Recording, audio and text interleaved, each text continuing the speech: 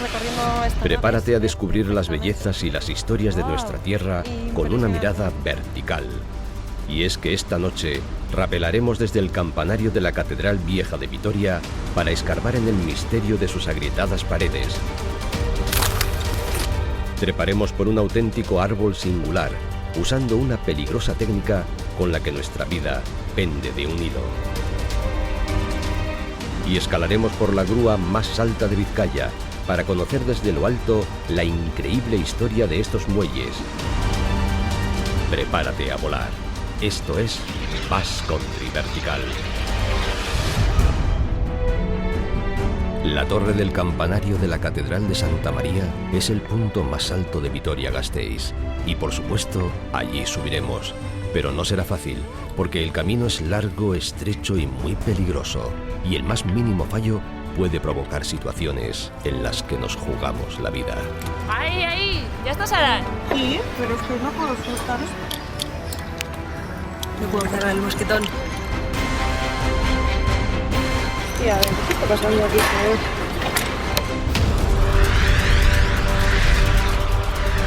Prepárate para volar. Esto es Basque Country Vertical, la Catedral de Santa María.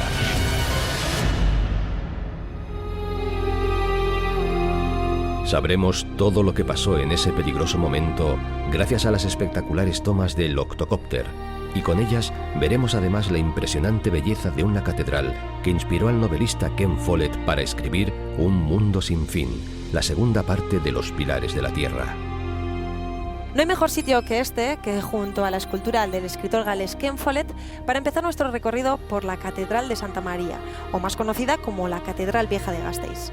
Hoy descubriremos por qué esta catedral ha sido fuente de inspiración de Ken Follett y de muchos otros autores. Para eso, para desvelar los misterios que esconde este templo, tenemos la ayuda de Idoia Rubial. Egunon, Idoia. Egunon, Arantxa. La vitoriana Idoia Rubial es una conocida escaladora premiada por la Federación Vasca de Montaña y fundadora de Neskalatzaileak y bloguera. Con ella recorreremos la catedral siguiendo un itinerario muy especial para el que hacen falta cuerdas, mosquetones y mucho valor. Bueno, y ya estamos aquí. Dentro de la catedral, ya. Bueno, pues mientras nos ponemos los equipos te voy contando cuál es el recorrido que vamos a hacer hoy. Vamos a empezar en el Triforio, que es esta galería que cruza toda la nave a media altura. Luego vamos a acceder a uno de los arcos de miedo que fue construido hace más de 500 años. Cuando estemos allí descubriremos por qué se llama así. Después, cuando terminemos con el arco de miedo, subiremos hasta el punto más alto de la catedral. ¿Cuál crees que es ese punto más alto? Hombre, pues viendo la catedral supongo que el campanario, ¿no? Efectivamente, la torre campanario. Y allí, Idoia, te tengo preparada una sorpresa. ¿Una sorpresa? ¿Y me vas a desvelar la sorpresa ahora o No. voy a tener que esperar? Vas a tener que esperar hasta que subamos a la torre del campanario.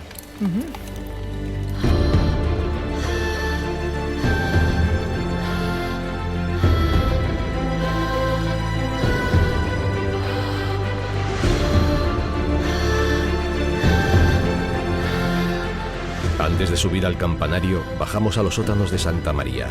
Bajo tierra, los restauradores de la catedral encontraron dos grandes cementerios, dos viejas necrópolis con más de 2000 cadáveres. Pero también descubrieron un gigantesco espacio funerario misteriosamente vacío. ¿Qué secretos oculta esta cripta? Nos lo cuenta José Luis Olaun, doctor en Historia por la Universidad del País Vasco y arqueólogo de la catedral. José Luis, ahora mismo, ¿nos podrías decir dónde estamos? Bueno, pues estamos realmente en las tripas de la catedral, podríamos decirlo. Es decir, estamos en lo que se conoce como la cripta de Catedral Santa María, aunque nunca llegó a funcionar como espacio funerario. Este espacio estuvo oculto, tapado de tierra, por potentes rellenos de tierra durante más de 700 años, hasta el año 97-98, que empezamos a excavar aquí y empezamos a ver cómo pues había unos 6 metros de desnivel aproximadamente, de profundidad desde la cota del suelo, de la planta noble de la iglesia, hasta el nivel natural de la roca, ¿no? Y estamos convencidos de que se trata de un espacio con la funcionalidad de cripta funeraria, para alguna familia noble importante, en la que, por causas que desconocemos, nunca se llegó hacer realidad, es decir, se tapó años más tarde de la construcción o del planteamiento de esta gran cripta, una gran cripta, como digo, más de 600 metros cuadrados, casi como una cancha de baloncesto. Imagino que habrá sido una sorpresa encontrarlo. En el proyecto Catedral de Santa María han participado más de 20 disciplinas, un centenar de investigadores, concretamente en arqueología, no solamente arqueólogos de campo, excavando, sino otros de laboratorio, estudiando los pólenes, estudiando las semillas, las maderas, etcétera, que conjuntamente todos estos equipos van a reescribir, y se está reescribiendo, de hecho, la historia de Gasteiz y la historia de la propia Álava y la historia del País Vasco. Es cierto que esta catedral ha reescrito la historia de Euskadi, porque bajo el suelo, además de criptas y cementerios, también se han encontrado restos de asentamientos del siglo VIII, lo que demuestra que la ciudad de Vitoria es 4 siglos más antigua de lo que se pensaba. Pero dejemos el suelo para acercarnos al cielo con Idoia y Arantza, subiendo al pasadizo intermedio llamado Triforio.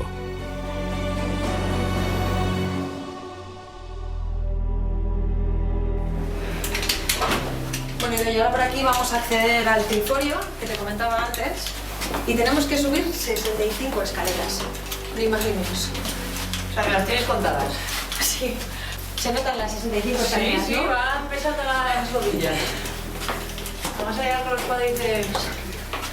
Bueno, hay que ir calentando para lo que nos espera ahora. 63, 64 y 65. Y ya estamos en el Estamos triforio. arriba. Sí, además recorriendo esta nave se ve perfectamente, si te fijas, las deformaciones que ha ido sufriendo a lo largo de los siglos. Incluso hay tramos en los que nos tenemos que apoyar en las paredes para no perder el equilibrio. El equilibrio de la catedral ha sido un problema durante siglos, y es que todo el edificio parece desequilibrado, con las paredes y columnas torcidas y llenas de grietas, a pesar de que era un edificio muy sólido cuando fue construido en el ya lejano siglo XIII. En aquel entonces, su techo era un humilde y ligero techo de madera. Pero las cosas cambiaron cuando la iglesia subió al rango de catedral y le pusieron de repente bóvedas de piedra para reflejar su nueva grandeza. Con el peso de la piedra, Santa María empezó a desmoronarse. Por eso, al poco tiempo, construyeron los Arcos del Miedo. Si nos asomamos por esta ventana, podemos ver el Arco del Miedo en el que nos vamos a sentar. Motiva a sentarse ahí, pero el acceso no lo veo muy claro tampoco. Vale, pues no lo vamos a hacer desde aquí. Vamos a volver a bajar abajo, desde donde hemos venido, y vamos a subir yumareando.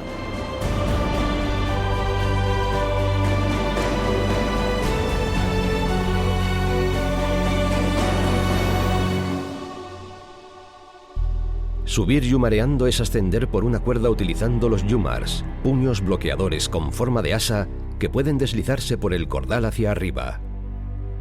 Todos los escaladores saben qué es un yumar, pero no todo el mundo sabe lo que es un arco del miedo, así que habrá que preguntarlo. Primero quiero saber, ¿qué es un arco de miedo? Bueno, Por el nombre... el nombre Arco de Miedo es un nombre, digamos, popular. Es un nombre que se le daba en Vitoria, se le daba en la ciudad a esos arcos. Técnicamente se llaman arcos codales. Son unos arcos que hacen, el nombre lo dice, codal, acodalan. Es decir, que sostienen lateralmente las columnas. Es decir, equilibra la inclinación de esta con la inclinación de aquella. Como son inclinaciones simétricas, si tú pones un elemento intermedio que sostiene una contra la otra, Evita el consigues el riesgo. equilibrio. Y ese es el efecto del arco codal. Leandro Cámara es arquitecto en las obras de la catedral desde hace 15 años. Uno de los mayores retos a los que se ha enfrentado en este tiempo ha sido recuperar el equilibrio de los pilares. Un equilibrio que se perdió cuando en los años 60 se sustituyeron varios arcos del miedo por estos tirantes de acero.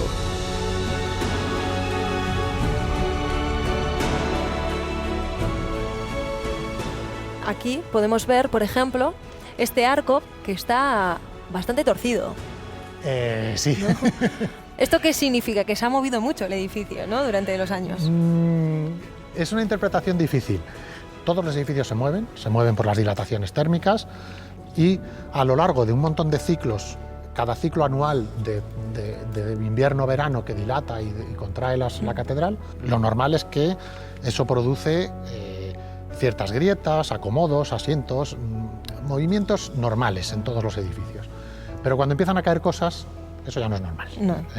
Entonces, si empiezan a caer materiales de una bóveda, pues Sí, todos no. con el casco, vaya. Sí. Entonces, Y no creo que el caso tampoco hiciera no, mucho si cae en toda este la caso. bóveda, ni casco ni nada. El riesgo cierto de derrumbe es lo que impulsó en los años 90 la restauración definitiva de la catedral.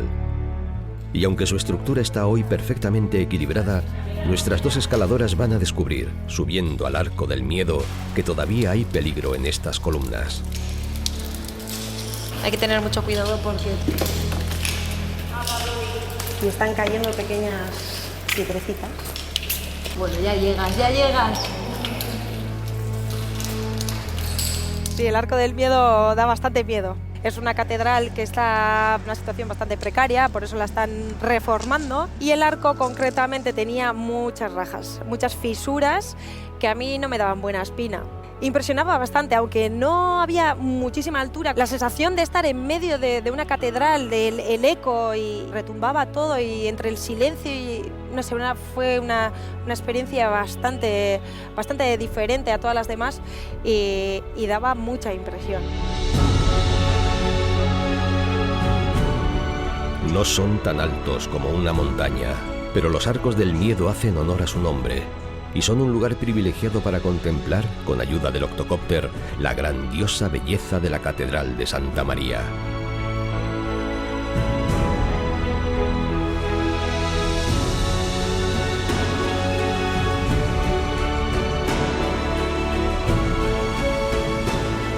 Pero esta es solo la primera etapa de la ascensión, así que bajamos del arco para afrontar enseguida la parte más espectacular de toda la visita.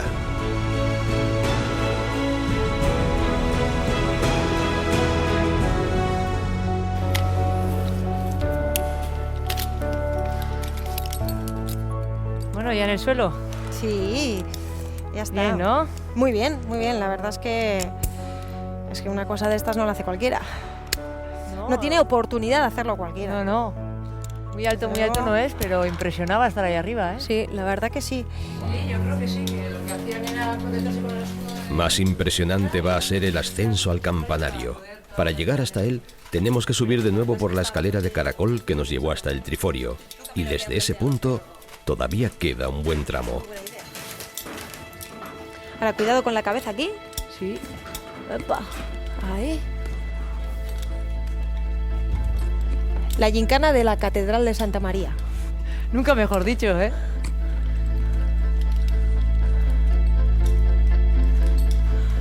Más escaleras de caracol. Ya, pero estas son más anchas y son de diferentes... Bastante más modernas. Esta moderna escalera de caracol se une con la que antiguamente subía hasta el campanario.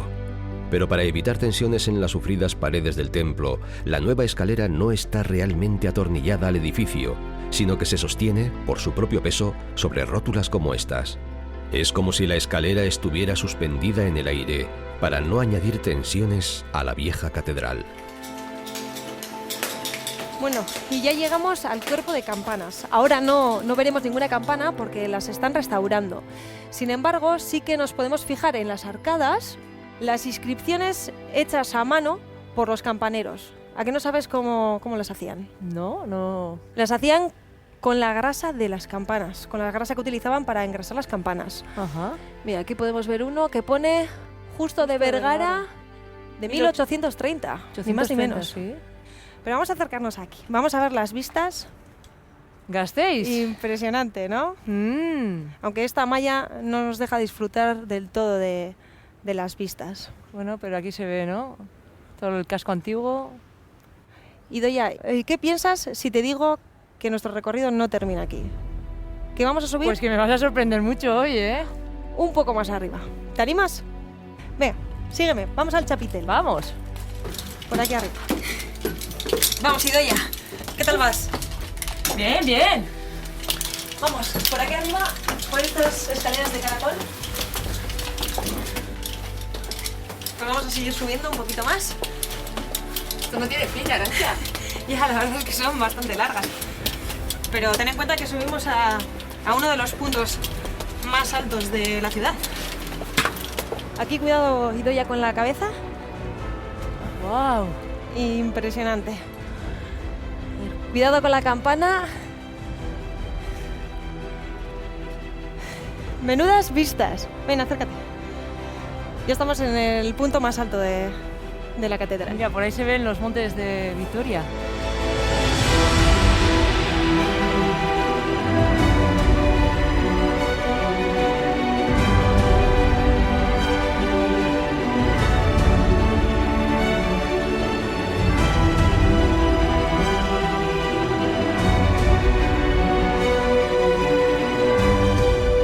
¿Te imaginabas estas vistas desde aquí? ¡Uf! No me imaginaba para nada estar aquí. La verdad es que somos bastante privilegiadas llegando hasta este punto de la Catedral de Santa María. Me lo he pasado súper bien y me parece que esto promete, ¿eh? Bueno, y todavía tengo la sorpresita que te he dicho antes guardada, pero luego te la voy a desvelar. Y yo creo que mi casa está hacia esa zona de allí, que es la zona del Aqua. La verdad es que desde aquí se pueden ver todas las montañas, los pueblos de todos los alrededores de Vitoria.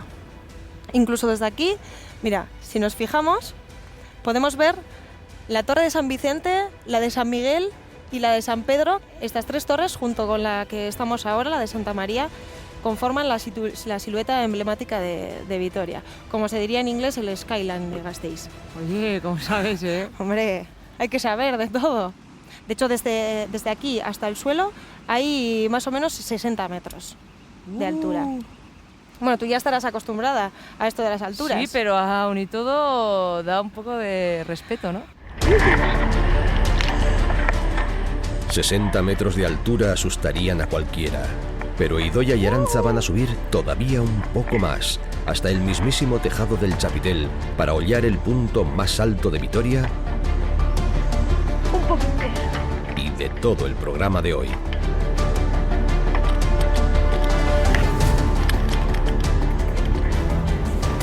Yo había hecho hace un año una visita aquí a la catedral, pero me parece que está mejorando, ¿eh? Sí, ¿no? Aquella sí. A ver, no puedo cerrar el mosquetón. El más mínimo fallo en un mosquetón puede suponer un problema muy grave cuando uno está a 60 metros de altura, a un paso del vacío y en el tejado de un campanario. Cuando estábamos a punto de darle a Idoia la prometida sorpresa, resulta que la sorpresa nos la llevamos nosotros. Arantxa, esta visita me está gustando, ¿eh? Sí, a ver, ¿qué está pasando aquí, señor? ¡Ahí! ¿Ya estás, Aran? Sí, pero es que no puedo soltar esto.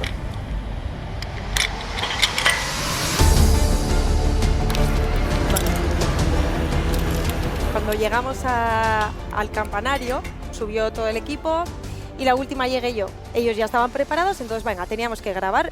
Entonces claro, yo me puse el aparato muy cerca de la superficie y como hacía como 40 grados y la superficie era de pizarra, cogió mucho calor. Entonces yo no podía mantener las manos puestas apoyadas en la pizarra. Oye, esto está caliente, ¿eh? Caliente, sí. Es pizarra. Wow. Es pizarra y se nota. No se puede ni tocar, ¿eh? Y la chapa tampoco. No, la verdad Oye. es que... Aran, mira para abajo. Impresionante, ¿no? Una pasada. Me estaba achicharrando las manos y yo seguí grabando sin decir nada hasta que dije, mira, no puedo más, me tengo que poner el aparato bien porque me estoy dejando las manos, los pies, me traspasaba hasta las zapatillas el calor. Y al final acabé con ampollas en la mano, así que imagínate. Aran, mira para abajo. Impresionante, ¿no? Una pasada. Ahora sí que ya estamos en el punto más alto, ya más alto no se puede subir. Sí, creo que ya con esto va a ser... Y vamos a descubrir la sorpresa que teníamos guardada para ti. Ah, todavía hay más sorpresa. Hombre, solamente hay una certeza, que tenemos que bajar. Y la sorpresa es cómo vamos a bajar. ¿Cómo crees que vamos a bajar? ¿No me estarás diciendo que vamos a bajar desde aquí? Efectivamente, vamos a bajar desde aquí rapelando hasta el suelo. ¿Cómo lo ves?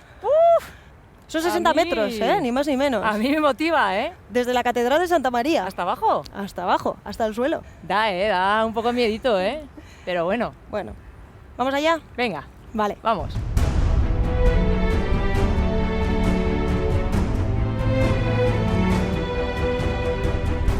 Llegó el momento de la verdad. 60 metros hacia abajo, en uno de los edificios históricos más importantes de Euskal Herria. Lo construyeron hace más de 700 años, pero nunca lo habíamos visto como nos lo están mostrando Idoia y Arantza.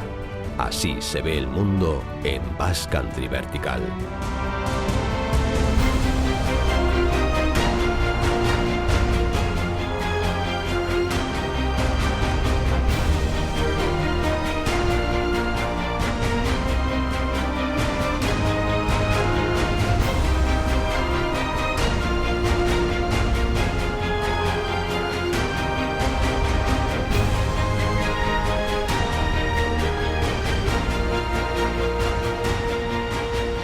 Al final bajamos, nos gritaban, se oía a la gente gritar, mira, son dos nescas, dos nescas.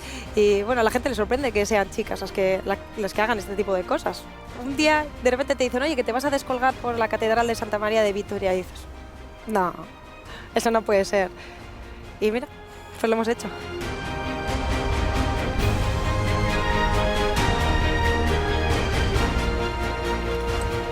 Bueno, Arantza, que llegamos al suelo.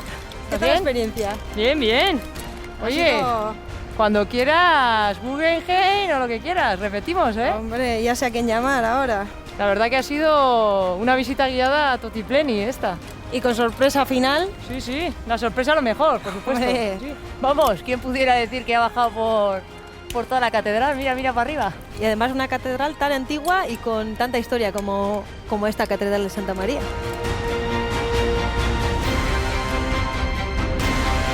Así se ve la Catedral de Santa María en Basque Country Vertical.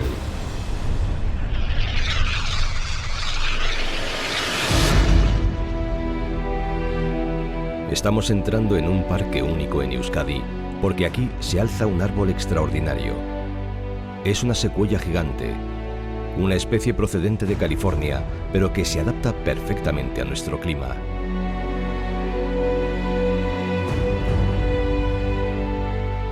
Por eso este árbol tiene ya unos 150 años de vida y ha crecido hasta alcanzar los 6 metros de perímetro de tronco, 18 metros de diámetro de copa y nada menos que 38 metros de altura.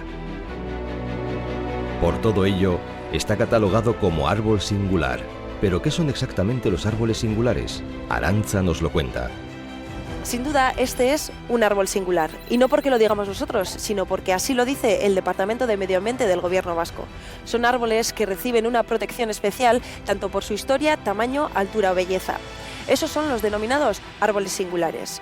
En toda Euskadi solo hay 25, incluyendo la secuoya gigante que tengo a mi espalda. 38 metros de árbol que nosotros hoy vamos a escalar.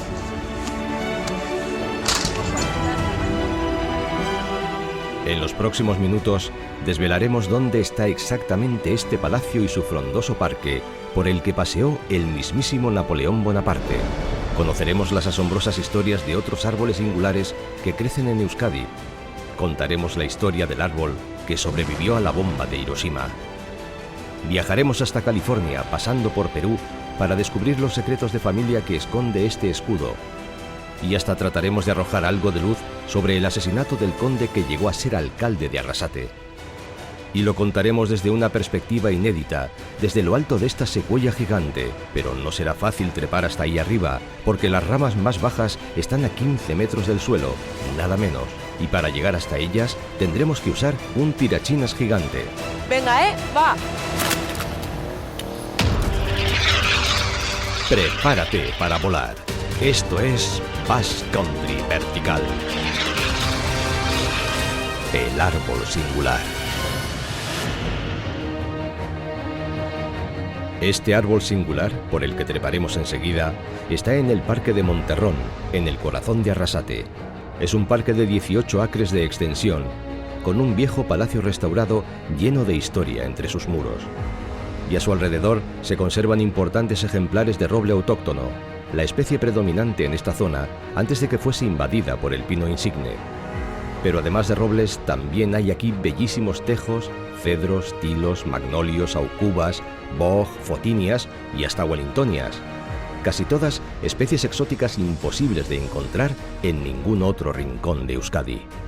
¿por qué en este parque podemos encontrar especies tan exóticas como por ejemplo la secuoya centenaria que tenemos ahí detrás?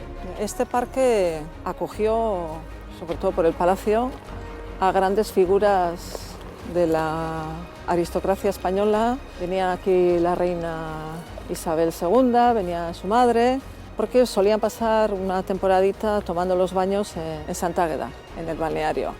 Pues no se hospedaban en el balneario porque se consideraba demasiado vulgar para ellos, aunque fueran balneario de categoría. Sí. Y la Diputación generalmente intentaba alojarles en palacios apropiados para su categoría regia, como decían ellos. Sí. Ana Isabel Ugalde es profesora de Historia en la Universidad del País Vasco y conoce bien la impresionante lista de ilustres que se alojaron en este palacio, entre otros Napoleón Bonaparte, su hermano José Bonaparte, la ya mencionada Isabel II, su madre María Cristina, y hasta Felipe V, el primer Borbón que reinó en España. Todos ellos estuvieron en Arrasate, pero hubo un tiempo en que el Parque de Monterrón no era todavía terreno de jardines, sino de huertas. En el siglo XVII, que es cuando se fecha el palacio, no se habla de jardines, sino que se habla de huertas. Con la llegada de la corte y grandes personalidades lo pusieron más o menos como lo vemos ahora. La verdad es que es curioso ver secuoyas, ver especies de árboles que no son de aquí. Hay que entenderlo en su contexto, ¿no? En Mondragón teníamos cerca el Real Seminario de Vergara, donde la Ilustración había creado un huerto para cultivar especies exóticas, y es muy posible pues, que en ese ambiente efervescente, digamos, se trajeran algunas plantas o bien de ese jardín botánico o de algunos parientes o de cualquier otro jardín botánico, porque esta era una gente que viajaba mucho y tenía acceso a las últimas novedades. Y para encontrar el origen de este palacio hay que viajar, y mucho, hasta Perú. Poco más de un siglo después de la conquista del Imperio Inca, el patriarca de la familia Aranguren Unzueta hizo fortuna en América. A su regreso, mandó construir el palacio hacia el año 1655. Su descendiente, el conde Santiago Elías de Aranguren, llegó a ser alcalde de Mondragón y protagonista de un misterio todavía sin resolver. Una oscura noche del domingo 17 de noviembre de 1816, el conde se dirigía a su palacio alumbrándose con un farolillo cuando, a la altura del puente de Zarugalde, recibió un trabucazo en su muslo derecho. El cirujano de la villa certificó que el trabucazo de Perdigón Lobero había atravesado el muslo. Todos los alguaciles y numerosos soldados participaron en una redada. Se realizaron más de 500 interrogatorios, pero todavía hoy, casi 250 años después, el asesinato del conde de Monterrón continúa siendo un misterio. Como lo era el origen del nombre de Monterrón, que la historiadora Ana Isabel Ugalde nos va a desvelar. ¿Cuál es el origen del nombre, Monterrón? Proviene de una villa de Guadalajara que parece que el escribano lo escribió mal. En lugar de Montarrón, escribió Monterrón y es conocida como Palacio de Monterrón. El ayuntamiento compró el palacio y el jardín y esto pasó a ser Escuela de Música, la sede de Arrasate Musical. El edificio está vivo, no es un fósil. Uno de los problemas que puede tener la patrimonialización de algo es que se convierta en fósil, en fetiche o en icono, ¿no? Esto es vivo. Así los niños de Mondragón pasean por los mismos lugares en los que pasearon la familia y todos estos personajes ilustres, ¿no? Resuena el eco del pasado en estos pasillos. Y resuena también el eco de las pisadas de los niños trepando escaleras arriba, con el mismo entusiasmo con el que treparían por las ramas de la secuoya. Pero recuerden que para alcanzar las ramas más bajas tendremos que usar un tirachinas gigante. Y nos va a enseñar a usarlo Alexander Herrarte, técnico arborista con más de 10 años de experiencia, formado en el Reino Unido, pero que reside actualmente en Urdaibai, donde ofrece sus servicios como profesional de jardinería y arboricultura. Con él descubriremos que a un árbol singular hay que trepar de forma singular.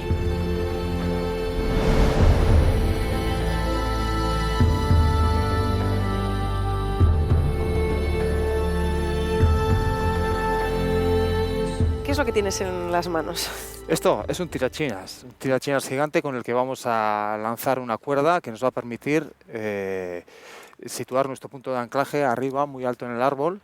38 metros más o menos. Sí, bueno, 38 metros mide el árbol, pero un poquito más abajo creo que vamos a poner nuestro punto de anclaje principal. Las técnicas que vamos a utilizar hoy para escalar el árbol son diferentes a las que se utilizan habitualmente en escalada, porque no se pueden utilizar herramientas que marquen el árbol, y menos árboles como este. Sí, eso es. No podemos dañar el árbol, por supuesto, y bueno, las técnicas que se utilizan en la arboricultura normalmente es un sistema de doble cuerda. Por medio del tirachinas y una hundilla vamos a pasar una cuerda fina con la que vamos a poder subir una cuerda a un punto alto en el que vamos a poner el punto de anclaje, un punto de anclaje al cual vamos a yumarear, subir hasta allí, y allí pondremos luego en una rama adecuada que sea lo suficientemente segura y fuerte que nos importante. Eso es. Allí pondremos nuestro sistema, nuestro punto de anclaje principal. Y desde allí ya nos moveremos en el árbol y nos desplazaremos por él. Aunque normalmente lanzamos la hundilla a mano, en algunos casos se puede utilizar este tipo de tirachinas, cuando la distancia a lanzar es muy alta y no puedes llegar con una hundilla a mano.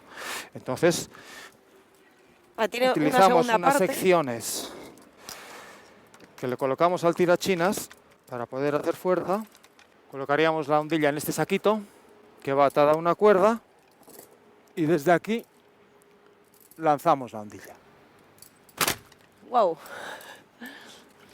Eso es. Desbandado y así, a la luna. La hundilla llega a la parte alta del árbol, con lo cual nosotros tenemos que trepar menos. La secuoya roja es el ser vivo más alto del planeta. Es originaria del norte de California y fue descubierta como nueva especie botánica en el siglo XVI. Hasta 1840 no llegaron ejemplares vivos de secuoya como la de Monterrón a Europa. Su enorme tamaño y el característico sistema de reproducción de estos árboles despertaron la curiosidad de los científicos, pero eso no evitó que pronto se intentara la explotación de su madera. Después descubriremos qué ocurrió con sus bosques milenarios. Convertidos en espectáculo turístico y fotografiados millones de veces, estos árboles pueden vivir 2000 años. Por eso subiremos a la secuoya gigante de Monterrón. En las alturas podremos chequear su salud y descubrir sus posibles enfermedades. Y es que los árboles también pueden ser atacados por virus o bacterias, pueden sufrir picaduras de insectos y pueden incluso tener tumores, igual que las personas. Me toca tirar el tirachinas. A ver a dónde llega la hundilla. Por eso es necesario trepar hasta su copa y auscultar allí a este paciente vegetal. Quizás el más imponente de los 25 árboles singulares que hay en todo el País Vasco. Entre ellos, además de la secuoya de Monterrón, destacan el roble de Higara en San Sebastián, con 400 años de edad. El ginkgo biloba de Hernani, tan exótico que luego iremos a visitarlo, o el espectacular magnolio de Vergara. Estamos en el Magnolio de Vergara. A lo largo de los años ha crecido tanto que ha llegado a superar la altura de los edificios colindantes. Tanto es así que asoma por encima y se puede llegar a ver desde las calles de al lado. Mide 23 metros y aún así es mucho más bajo que el árbol que escalaremos hoy, el impresionante secuoya de Arrasate. Cualquier persona parece diminuta frente al gran Magnolio de Vergara, un gigante que fue plantado por el señor de la casa Monzón, la casa Torre de Olaso, hace más de 150 años, el día en que nació su hijo. Hoy vemos el brillo de sus hojas tamizado por la niebla de la mañana y alzándose orgulloso y desafiante frente a la fachada de la casa Torre. A su sombra creció Telesforo Monzón, una figura de referencia del nacionalismo vasco. Quizá también a la sombra de este magnolio fue donde un joven Telesforo recuperó el euskera que había llegado casi a olvidar en sus años de estudiante en Madrid. Este magnolio es un árbol frondoso, con sus primeras ramas a solo 3 metros del suelo, así que para llegar hasta ellas, Arantxa no necesitaría el tirachinas gigante que utilizará con la secuoya. Tía, me cago en 10. Poste. No, me ha pegado por debajo. Se ha quedado por debajo, sí. Un poco, ¿eh? No, un poco, pero... Tampoco te creas, le cuesta, ¿eh? Pero pasa por el otro lado, ¿eh? Vamos aquí a sacarlo y volver a meter. Sí. Bueno, vamos a ver.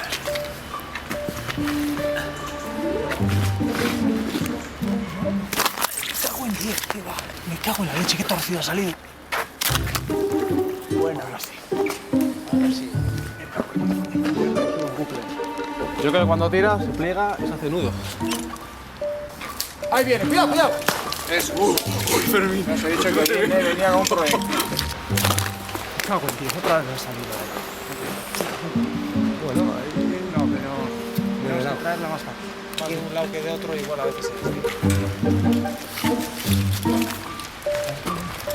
es. Ahí está, pones así.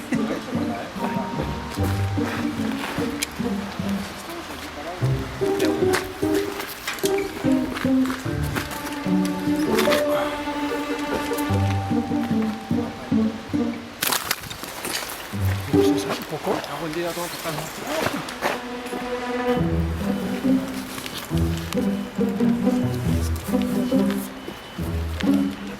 Ya peligra eso.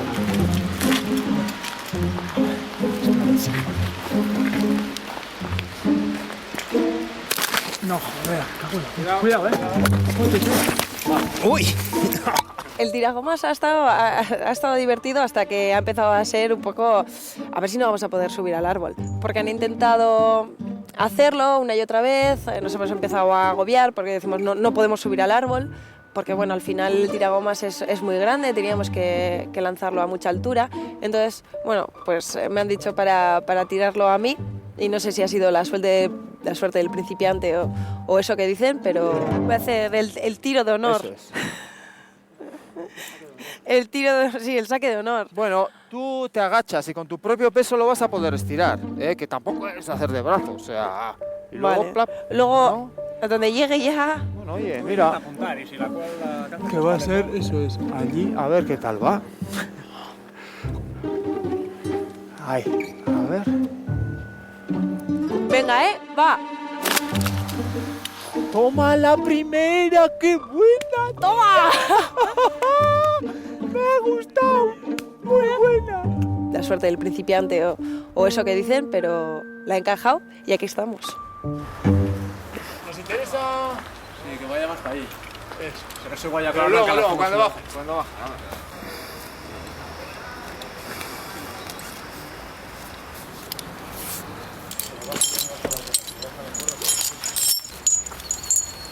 Cuéntanos qué es lo que vamos a tener que hacer. Pues te explico, Arantza. Subimos yumareando hasta arriba y allí buscaremos un punto de anclaje lo suficientemente sólido y seguro para montar nuestro sistema de escala, nuestro sistema principal de cuerdas. La tensión aquí, gracias. Primero sube Alex utilizando el Yumar, un artilugio con forma de asa diseñado para deslizarse hacia arriba por la cuerda. Los arbolistas expertos utilizan además un patín atado al tobillo que permite impulsarse hacia arriba con más facilidad. Ahora tengo yo el poder. Se nota que tiene callo. Tiene mucha práctica y está subiendo muy rápido. A ver lo que tardo yo en subir. El patín y el Yumar son la forma de ascender a la secuoya sin dañar el tronco de este árbol singular. ¡Venga, que ya está! Cuidado, que se está cayendo ramas. Alex ya ha llegado al punto de anclaje, un impresionante punto de anclaje. Ahora le toca a Arantza, pero antes de subir vamos a conocer otro árbol singular, no tan alto como este, pero sí igual de impresionante. Se trata de un árbol de origen chino que nos va a llevar brevemente al otro extremo de Guipúzcoa. Este árbol es tan bello como curioso es su nombre. Es un ginkgo biloba y es un árbol curativo que se utiliza para combatir el Alzheimer. En sus doradas hojas hay un pigmento llamado flavonoide que mejora el riego sanguíneo en los tejidos, lo que resulta muy útil para luchar no solo contra el Alzheimer, sino también contra las depresiones, la ansiedad y las enfermedades cardíacas. Este ginkgo biloba tiene 130 años y ha vivido una parte importante de la historia de Hernani. Y a su pesar participó en la guerra civil. En su tronco todavía se pueden ver los 5 escalones de hierro que le clavaron para utilizarlo como torre de vigilancia antiaérea. Pero no es la única guerra a la que sobrevivió un ginkgo.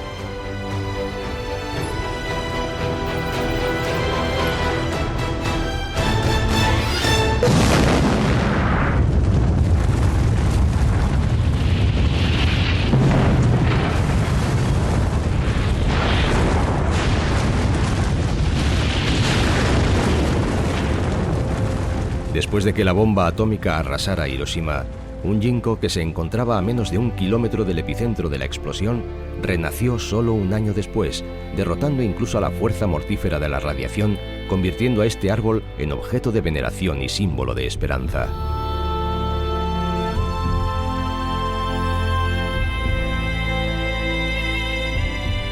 Pero dejamos ya el ginkgo biloba de Hernani y volvemos a la secuoya de Arrasate, porque ha llegado el turno de Arantza. Son 12 metros hasta las primeras ramas y 26 metros más hasta lo alto de la copa. La secuoya más alta del mundo mide 105 metros de altura y su tronco tiene 10 metros de diámetro.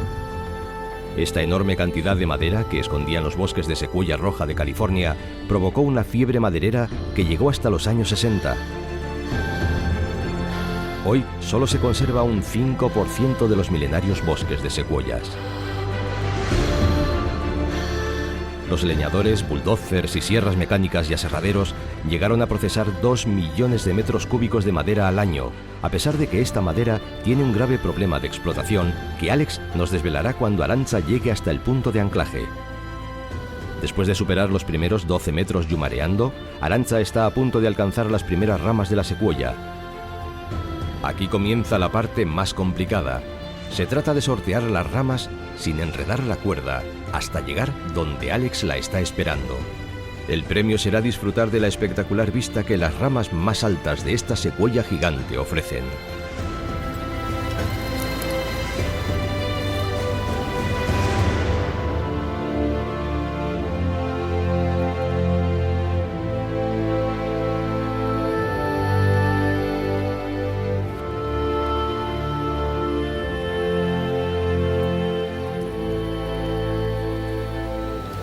¿Qué tal, Arantza? Pues ha habido unos momentos en los que estaba atrapada entre ramas y no podía ni hacer mucho recorrido con los brazos, por lo tanto con las piernas tampoco podía, porque me encajaba la rodilla. Es impresionante. La parte más difícil de este desafío ya ha sido completada, pero Arantza y Alex no solo han trepado por placer, sino también para comprobar que el árbol está sano. Hasta un árbol singular tan robusto como este necesita que un experto lo examine cada cierto tiempo para prevenir enfermedades y tumores. Un ascenso un poco complicado, ¿no, Alex? Más que nada por... Tiene su nivel de complejidad porque, claro, hay tantas ramas cruzadas. Sí, que hay momentos en los que me veo como ahora, por ejemplo, que estoy un poco atrapada, ¿no? Y a veces tienes que salir un poquito hacia afuera. Sí, limitada de movimiento. Para poder volver a pasar, claro. Bueno, ¿y qué tal si me siento aquí? ¿Seguro? Perfecto. Si me siento así, sin liarme mucho con las cuerdas. A ver. Eso es, sí, vamos a... Pues aquí, encima de la secuoya. ¿Tú estarás acostumbrado? A secuoyas no. Árboles más pequeños, sí, claro. La secuoya no es autóctona. No, no es de aquí. Es originaria de California, de la Sierra Nevada de California. Y vive entre unas alturas de 800 metros de altura y 2600. El clima de Euskal Herria sí, sin ningún problema. Lo aguanta perfectamente. Lo aguanta perfectamente, exactamente. Bueno, ya vemos aunque este. Sea, eso es, que es un ejemplar pues con un bonito porte y sí, y la verdad es bien. Que sí. Además las secuoyas son árboles que duran muchos años, ¿no es así? Viven muchos años. Hay secuoyas registradas de tocones de secuoyas que han caído que llegan hasta los 3.200 años. El general Sherman, la secuoya de la que te hablaba antes, creo que tiene también 3.200 años de edad. Hay coches que pasan por debajo, se han hecho restaurantes dentro de secuoyas, todo tipo de cosas. Estamos hablando de árboles enormes. Son árboles tremendos, gigantescos y bueno, y su atractivo real es el turístico hoy día. No es una madera que la utilizan los carpinteros, es una madera muy frágil, entonces es una madera que se rompe cuando caen debido a su gran tamaño y al peso. Al tumbar los árboles, la madera, hay poca madera que se puede aprovechar y de hecho el 50% más o menos puede llegar al aserradero de cuando el árbol cae. Además, los árboles también sufren de tumores como las personas. Sí, las secuoyas y otra serie de árboles, que son tumores cancerígenos o cánceres. Normalmente surgen debido a lesiones y dentro de estas lesiones entran organismos como hongos o bacterias contra los que el árbol, para defenderse, pues genera una barrera y forma este tumor. Y la madera esa queda muerta. Es una madera muy apreciada por los carpinteros porque tiene una veta muy bonita y es muy dura. Un tío de mi mujer se dedica a buscar en el bosque tumores de estos para cogerlos y hacer ensaladeras, fruteros y cosas así. Porque tiene unas formas, pues eso, cada uno tiene la forma del tumor. Entonces, pues no vas a encontrar dos iguales, claro. Según nos dice Alex, esta secuoya está perfectamente sana y le esperan muchos años, quizás siglos de vida. Y se mantendrá erguida, con orgullo, a miles de kilómetros de su lugar de origen, pero fuertemente enraizada en nuestra tierra. Y así seguirá hasta mucho después de que nosotros hayamos desaparecido. Pero mientras tanto, Alex y Arantxa aprovechan este privilegiado lugar para hacer su amaiquetaco. ¡Vamos a comer en el árbol! Ahí viene el menú.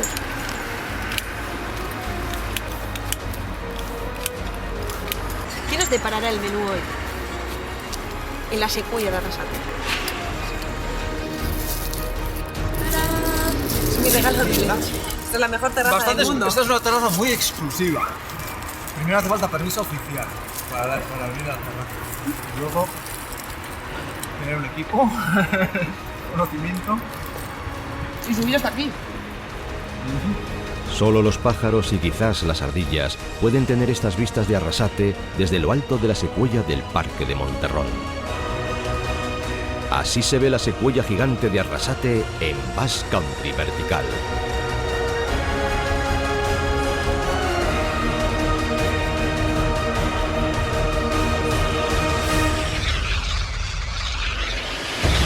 Un superpuerto necesita una supergrúa y en Bilbao tenemos dos.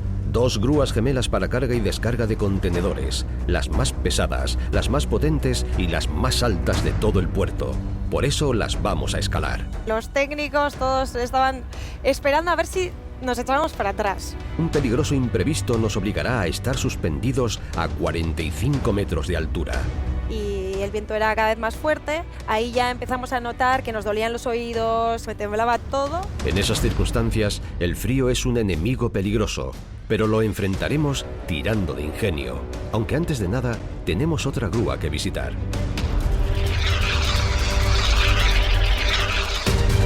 Prepárate para volar. Esto es Basque Country vertical. La grúa del superpuerto. Antes de subirnos a una de las modernas grúas del superpuerto, hemos querido recordar cómo eran las antiguas grúas. Y aquí estamos, junto a la más famosa de Bilbao, la grúa Carola. A solo unos pasos del puente Euskalduna, en la explanada de los antiguos astilleros y formando parte actualmente del Museo Marítimo de Bilbao, se alza una mítica grúa, roja como la sangre de los que aquí trabajaron. Es la Carola, construida en 1957 y que estuvo en funcionamiento durante 27 años. Fue en su día la grúa más alta y potente de todo el estado, el símbolo de que el puerto de Bilbao era uno de los más importantes del mundo. Pero ¿por qué llaman a esta grúa la Carola? Tenemos la buena costumbre en Bilbao de ponerle nombres de mujeres a algunos de los elementos de nuestro patrimonio, entre ellos la grúa. La grúa la llamamos Carola. Natividad de la Puerta es una respetada historiadora especializada en la historia del puerto de Bilbao. Conoce a la perfección el origen del nombre de la Carola, un nombre que se remonta a los años 50, cuando muy pocos puentes atravesaban la ría y la gente cruzaba en pequeños botes de un lado a otro. Había una chica que se llamaba Carol Iglesias, con la que yo hablé, yo la conocí, es una rubia estupenda. Tenía que cruzar la ría para ir a comer y volver. Y entonces la cruzaba en bote y volvía en bote. Y claro, se paralizaba la factoría, te puedes imaginar que se montaba cada uno. Todos los trabajadores. La sirena, tal. Yo le pregunté al trabajador, el que hizo el cálculo de vientos de la grúa, pues yo le pregunté, ¿y por qué le pusisteis a la grúa y no, yo que sea una hormigonera, el nombre de Carola, ¿no? Y dice, es que lo levantaba todo. Entonces, la potencia de la grúa era fantástica, ¿no? La potencia de la moderna grúa, de la que luego nos descolgaremos, es más del doble de la que tenía la Carola.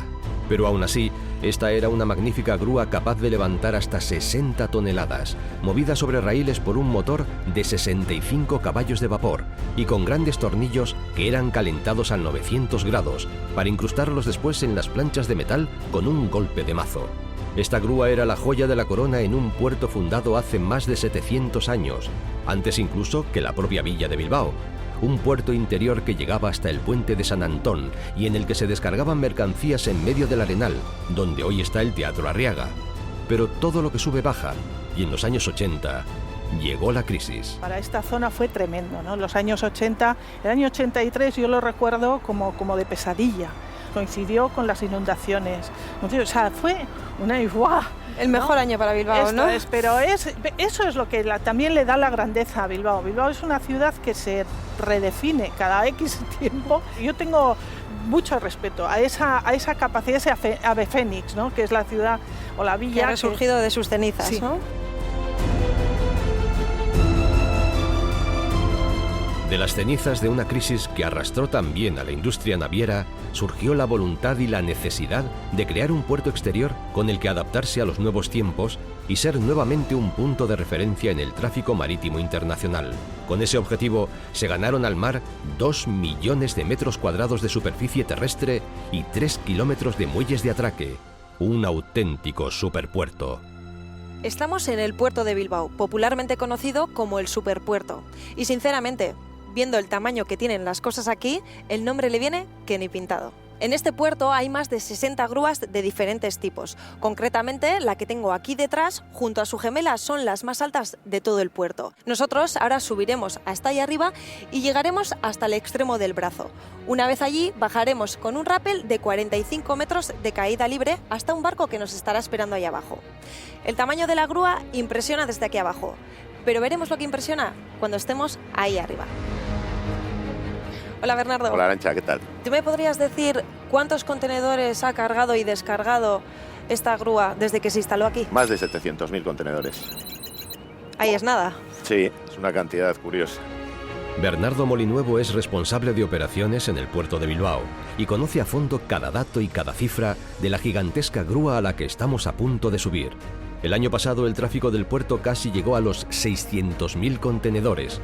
Pero ¿cuál es el origen de esta unidad de transporte universal? Surge en el año 1914 en Estados Unidos. Un camionero que había transportado un cargamento de fardos, cuando llega al puerto y ve cómo se está descargando fardo a fardo, se le ocurre que sería mucho más fácil, mucho más eficiente y mucho más seguro coger la cama del camión con todos los fardos y depositarla dentro del barco. Estas enormes grúas, las más altas y potentes del puerto de Bilbao, son las únicas capaces de descargar los barcos más grandes que se han construido hasta hoy. Pero ojo, porque está a punto de quedarse anticuada, porque empieza a ser demasiado pequeña. Es capaz de trabajar buques que transporten hasta 19 contenedores de manga, o sea, 19 contenedores de ancho. Las grúas han tenido que ir adaptando a ese mayor tamaño de los buques. De hecho, en la actualidad, este año se han botado 2 nuevos buques que tienen unos 400 metros de eslora y 23 contenedores de manga, con lo que para operar esos buques hay que volver a hacer una nueva grúa, porque estas no serían capaces de trabajarlos. Estas tan pequeñitas que tenemos aquí, ¿no? Intentando rapelar precisamente por la misma vertical que trazan los contenedores, será cuando acabemos colgados de la grúa, y para librarnos de la hipotermia no nos quedará otro recurso que el calor humano. Pero antes de llegar a ese punto, tenemos que empezar por subir a la grúa. Esta grúa Super Post Panamax emplea 6.000 voltios de tensión para funcionar. Con sus 65 toneladas de fuerza, su brazo alcanza los 53 metros y es capaz de transportar 1.200 toneladas por hora. Una auténtica bestia de carga. Y el cerebro está ahí arriba. Peldaño a peldaño subimos hacia la cabina de una de las máquinas más potentes jamás diseñadas por el hombre. Es una grúa de 1.000 toneladas de peso, pero es tan rápida que puede descargar un contenedor en solo 1 minuto y medio. Y además, casi todas sus piezas fueron fabricadas en Euskadi. Antes de llegar al cerebro y a la cabina de mandos, vamos a pasar por el corazón de la grúa, por su motor. Jorge, cuéntanos, ¿cómo funciona el motor de una grúa como esta? Pues muy bien, si quieres podemos ir a verlo. Estupendo.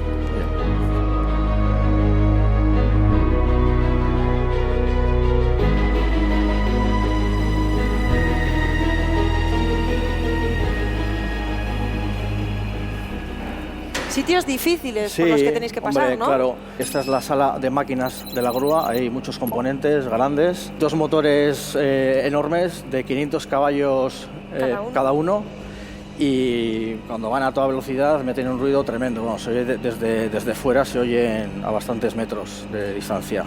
¿Qué pasaría si se sobrecalentara? ¿Se pararía el motor? Va dando varias alarmas a los operadores. Además, esta grúa se monitoriza en el taller de mantenimiento, con lo cual desde allí podemos ver exactamente qué alarma es, sin llegar a venir aquí. La grúa opera con el gruista en la cabina y en la grúa no hay nadie.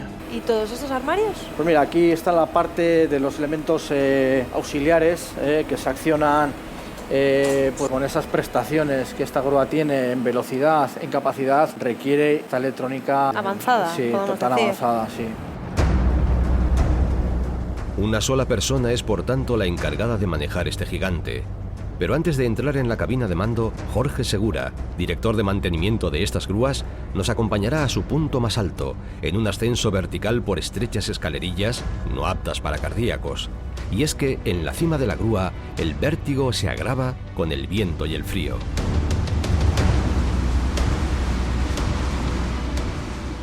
Y el viento era cada vez más fuerte, cada vez grabábamos más arriba de la grúa, y cada vez hacía más viento y en consecuencia más frío. Ahí ya empezamos a notar que nos dolían los oídos, y ya cuando llegó la hora del descenso de casi 50 metros de caída libre, dije, voy a pasar un frío.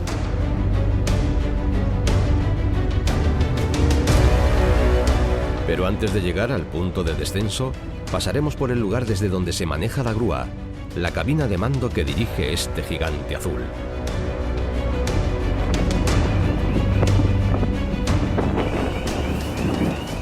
Y aquí trabaja el gruista. Eso es, Arantxa. Cerramos.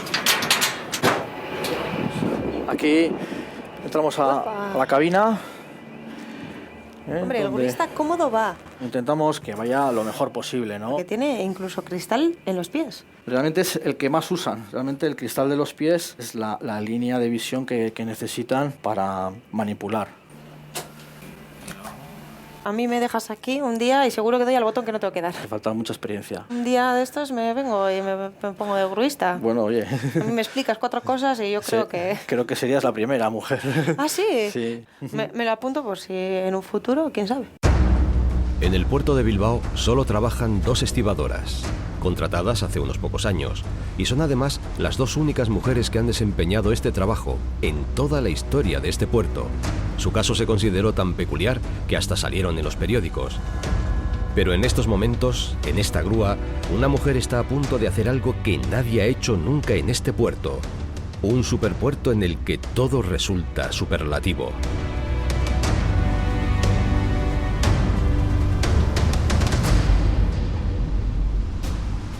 Las obras de ampliación del puerto de Bilbao comenzaron hace 20 años y a lo largo de este tiempo se han llegado a invertir más de 500 millones de euros.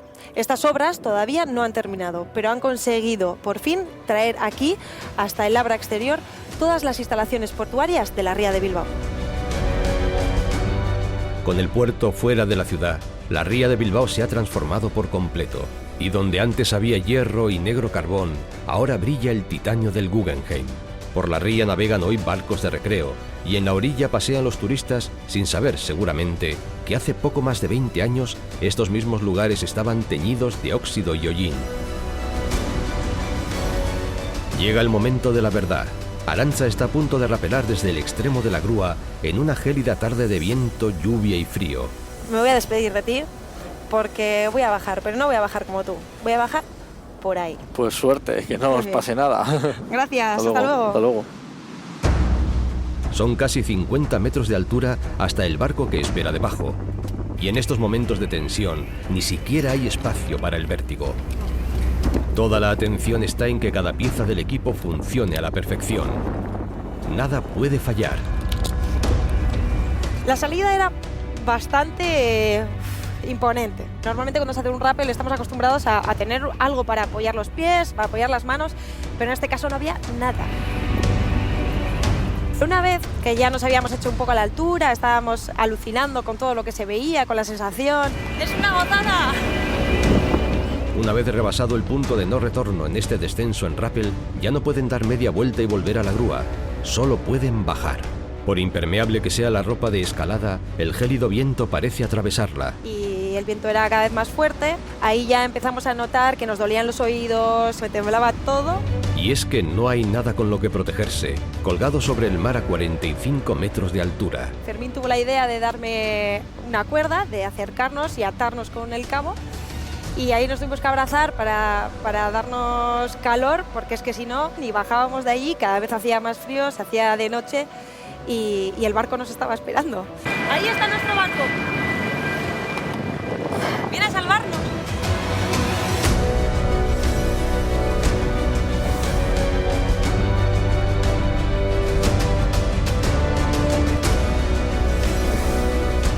Y ya estamos en el aire.